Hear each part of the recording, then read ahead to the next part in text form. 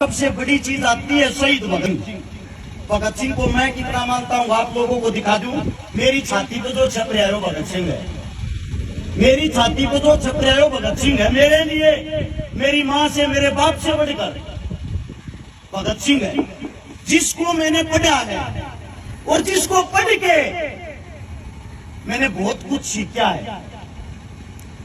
आप लोगों ने इस भगत सिंह से क्या सीखा है, ये सवाल मेरा सबसे रहेगा, लेकिन ये बाद में पूछूंगा। पहले आप लोगों को बताता हूं शहीद आजम भगत सिंह कौन था।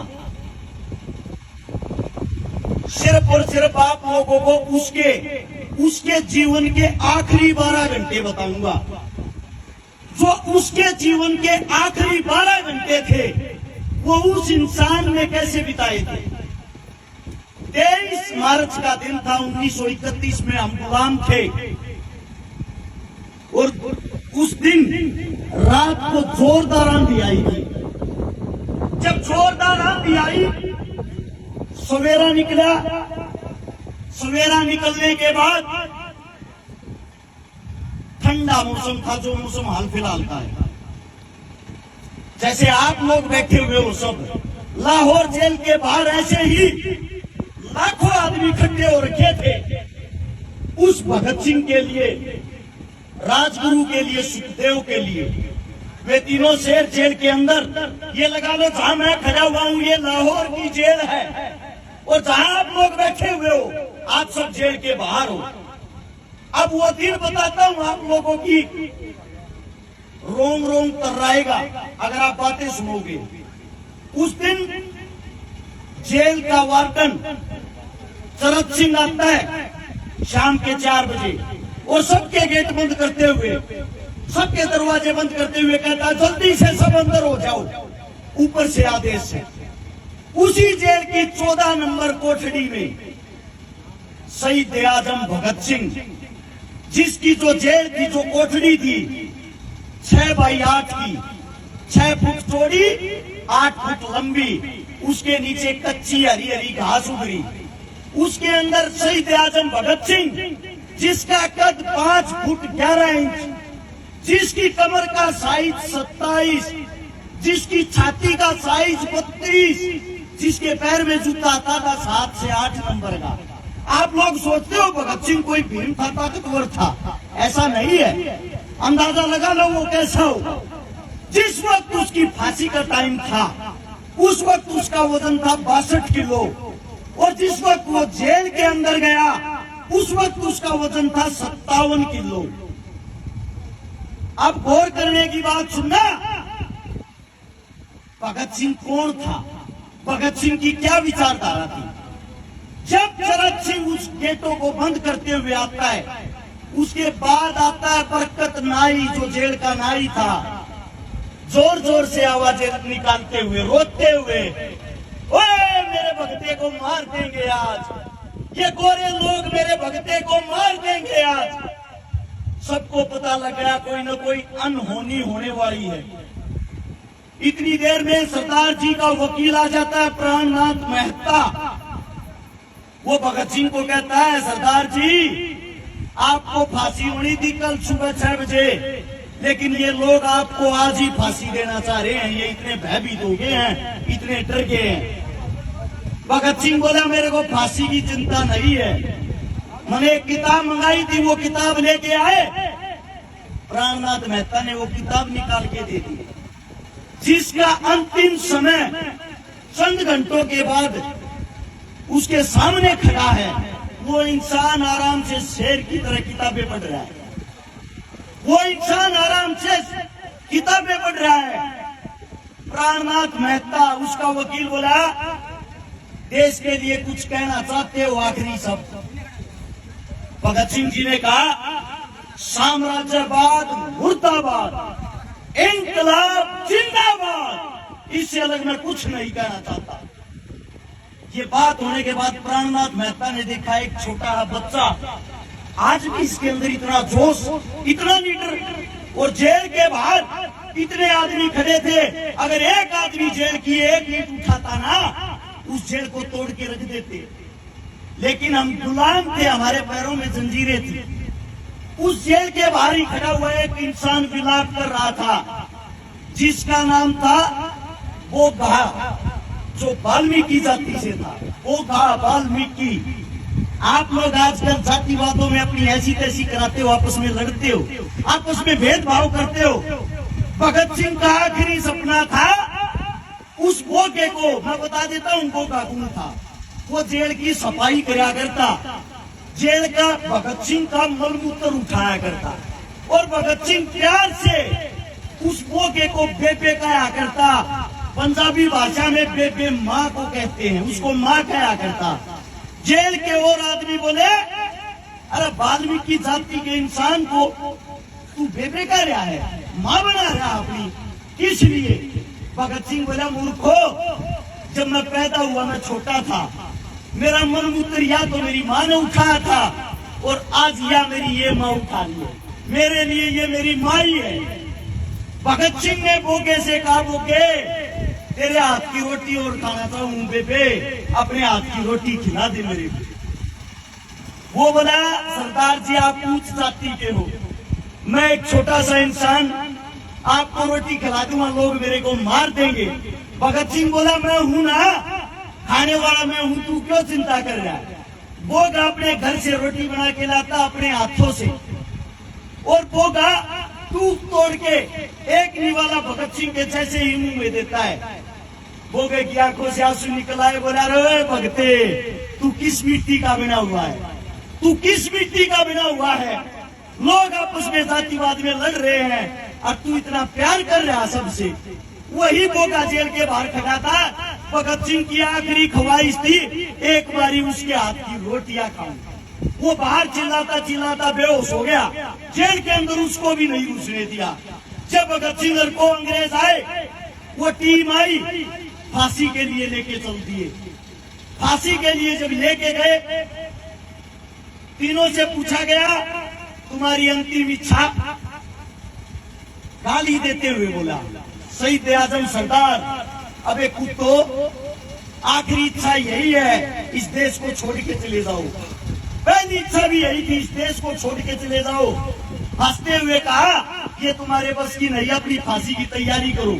7:28 पे उन योद्धाओं को फांसी के फंदे पर चढ़ाया जाता है। 7:33 पे उनकी फांसी पूरी होती है। उस 5 मिनट के दौरान जब ये पूछा गया, तुम्हारे में से सबसे पहले फांसी के फंदे को कौन चूमना चाहेगा?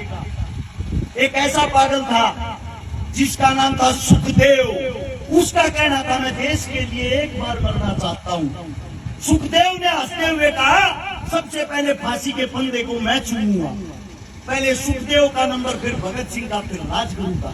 बाहर उसकी माता जी खड़ी थी। उसकी माता जी ने कहा था, बेटा,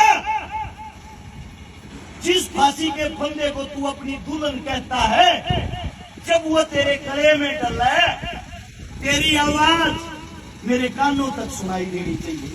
ये बताया जाता है उस वक्त भगत सिंह ने इंकलाब जिंदाबाद का नारा इतने जोर से लगाया था, बाहर खड़े 1 लाख आदमियों को साथ सुनाई दिया था। उनको मृत घोषित करके हमारे देश के जवानों को, हमारे देश के क्रांतिकारियों को उनके टुकड़े टुकड़े कर दिए। उनके टुकड़े टुकड़े करके सोचा, इनको जेल के अंदर चलाओगे, बाहर पब्लिक को पता लग जाएगा। बाहर से ट्रक मंगा लिया, ट्रक मंगाकर उसके अंदर बोरियों में बांध के उन लाशों को बदतमीजी के साथ भगाया गया, और पिछली जेल की दीवार तोड़ के वहां से निकाल के ले गए सतलुज के किनारे। सतलुज के किनारे जब लेके गए, वहां के गांव जाग गए और उन अंग्रेजा हमला बोल दिया। आधी कच्ची जो लाश थी उसको वहां से वापस निकाल दिया, जिनका पूरा शरीर जला नहीं था, अंतिम संस्कार हुआ नहीं था। उसको निकाल के अगले दिन की जब सुबह होती है, सबको पता लग जाता है हमारे बीच भगत सिंह, राजगुरु, सुखदेव नहीं रहे। वो लाखों आदमी उनके अंतिम संस्कार में काले कपड़े पहन के, काली पट्टी हाथा को बांध गए, काले झंडे हाथा में लेकर उन तीनों की लाशों को लेके, उन तीनों की लाशों को सोच के देखो, एक अधजली लाश को तीनों लाशों को भगत सिंह की मां के पास था। भगत सिंह की मां जिसको अपनी गोदी में ले रही है, भगत सिंह का पिताजी सरदार किशन सिंह, उन तीनों बेटों को अपनी गोदी में उठाए हुए हैं। वो मंजर कैसा होगा? उसको लेके अंतिम संस्कार के लिए जब जाते हैं, उनका अंतिम संस्कार हिंदू और सिख दोनों रीति रिवाजों के द्वारा किया जाता है। वहां पे लेकिन सबसे पहले जो नमाज पढ़ता है, नमाज पढ़ने का काम किया वो मौलवी ने किया। उसके बाद ब्राह्मण ने उनके अंतिम संस्कार का क्रियाक्रम किया। और एक आज का समय है जो हमें एक करने के लिए इस देश को छोड़ के चले गए, जिनकी लाशों का बदला आज तक नहीं लिया गया, आज तक उनको शहीद का दर्जा नहीं मिला, आज तक उनका कहीं जिक्र नहीं होता, आज तक कोई भी पार्टी उनके विचारों पे नहीं चल पाई। उनके सबसे पहले विचार थे हम सब एक हैं, हम सब इंसान हैं। कोई भी सरकार आए आप लोगों को हिंदू मुसलमान जातिवाद में बांट के, धर्मवाद में बांट के बनाती रहेगी, आप लोगों का फायदा उठाती रहेगी। मैं आप सभी साथियों से पूछना चाहता हूं, आज इस वक्त लिम्पी नाम की बीमारी चली हुई है। सबको पता होगा हमारी गौ माताएं कैसे तड़प तड़प के मर रही है। भाजपा सरकार, कोई पार्टी वाला बैठा हो भाई बुरा मत मानना, बात को समझना और सुनना। भाजपा सरकार जब 2014 में चुनाव लड़ने आई, उन्हें कहा था गौ माता की रक्षा हम करेंगे। उन्होंने करी भी गौ माता की रक्षा। कैसे करी? भारत 20वें नंबर पर था गाय का मीट बेचने में, जिसको बीफ कहते हैं। आज भारत 3रे नंबर पर है। यह रक्षा करी। जितनी गाय पहले कटती थी उससे 3 गुना बढ़ गई। आज लिम्पी नाम की जब बीमारी आती है, हमारे देश का प्रधानमंत्री, हमारे देश का राजा बाहर से चीते लाता है। मैं पूछना चाहता हूँ कहाँ अपने बाप की शादी में लेके जाएगा उनको? क्या कमाएंगे वे? उनके पास इस बात का कोई जवाब है? क्या काम आएंगे उनके लिए वे? हर जगह बस उनको एक ही काम है, इस लोगों को आपस में लड़ा दो, भिड़ा दो, हिंदू मुस्लिम करा दो, उसको उसका दुश्मन बना दो और तुम राज करते रहो। जो काम अंग्रेज करते थे आप लोगों को लड़ा के, वही काम आज हो रहा है, वही काम आज हो रहा है। हम आज कौन सा आजाद हैं? आप सबसे पूछना चाहता हूँ, आप अपने आप को आजाद मानते हो? देश को आजादी 47 में मिली थी, 1947 में। उसके पूरे 4 साल बाद 1951 में शहीद चंद्रशेखर की माता जी की मृत्यु हुई थी, देहांत होया था। चंद्रशेखर की मां, नाम देखो कितना बड़ा, देश का क्रांतिकारी योद्धा, उसकी माता जी की मूर्ति तक नहीं लगने दी थी आप लोगों की सरकार ने, आप लोगों के प्रधानमंत्री ने। पता है क्यों? इसलिए अगर इसकी मूर्ति लग गई, लगने के बाद इनकी क्रांतिकारी विचारधारा फिर ऊपर आ जाएगी। आप लोगों को नहीं पता हो, भगत सिंह चंद्रशेखर जब हमारे बीच नहीं रहे, उनके 50,000 साथी अंग्रेजों ने ढूंढ के बुरी तरह तड़पा के मारे। वही अनाथ हो रखे हैं। जब आप लोगों के पास में आपका कोई साथी तड़पता है, आपकी गौ माता बुरे दौर से जूझ रही है, कहाँ चले गए भाई आज वे गौ रक्षक? वे गौ रक्षक जो पार्टियों में, उनकी बातें कर रहा हूं मैं, इनकी नहीं। ये जो सदैव अपना कार्य करते आए, जो आज भी संभाल रहे, मैं हर एक पार्टी की बातें कर रहा हूँ। कहाँ है वे पार्टियां? कहाँ है उन पार्टियों के MP MLA? सिर्फ क्या उनको राजनीति करने के लिए और वोट मांगने के लिए गाय याद आती है? कोई मुद्दा बनाना हो, भाई से लड़ाना हो, तभी गौ माता को उठाना आएंगे। हर टीवी चैनल पे 3 दिन से ये चल रही है खबर, आज चीते ने इतना भागा, आज चीते ने इतना भागा, आज चीता इतना दौड़ा। क्या काम आएगा वो चीता? अगर वो काम आने के लिए लाए होते, काम करो, उसको संसद के अंदर ही छोड़ दो, सारे जितने निकम्मे नेता होंगे सबको खा जाएगा। यार कोई काम होता है देश के लिए, देश को डुगडुगी समझ रखा, कोई भी आओ बचाओ और चले जाओ। हमारा इंसानियत के नाते धर्म बनता है। आज हमारी गौ माता खतरे में है, तो सबसे पहले सारे काम छोड़ के हम सबका जो अपने आप को हिंदू कहता है, सच्चा हिंदू, उसका फर्ज बनता है गौ माता से बड़ा उसके लिए कोई फर्ज नहीं। सबसे पहले अपनी गौ माता को बचाएं। आपके घर में 100 रुपए हो, 200 रुपए, 500 रुपए हो, इतने रुपए में आप लोग गरीब नहीं होते।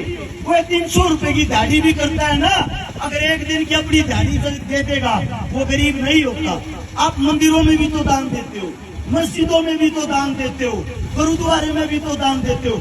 आज हमारी गौ माता दान मांग रही है, हमारा हक बनता है हम उस गौ माता को दान दें। और सबसे पहले भाई कमेटी वालों को एक बात मैं कहना चाहता हूँ, सबसे पहला दान 5100 रुपए का अपनी जेब से मैं दे रहा हूँ। कोई भी आके स्वीकार कर ले, मेरे मुख से कोई गलत बात निकली हो उसके लिए मैं माफी चाहता हूँ। और पास की गौशाला से शायद कमेटी आई है, कौन सा गाँव, पहाड़ी गांव से कमेटी आई है भाई। 5100 रुपये इस गांव को, 5100 रुपये उस गांव वालों को दे रहा हूँ। आपका बच्चा हूँ, आपके बीच कहूँ मैं, कोई नेता मंत्री तो हूँ नहीं। जैसा मेरा जुबान है वैसे आपके चरणों में ये अरदास है, इसको आप प्राप्त करें। और मेरे मुंह से कोई गलत शब्द, कोई गलत बात निकल गई हो, अपना बच्चा, अपना भाई, अपना बेटा समझ के माफ कर दे। अगर मेरी बात आप लोगों को अच्छी लगी हो तो एक बारी नारा लगाएंगे इंकलाब का और गौ माता का। तैयार हो? बोलो।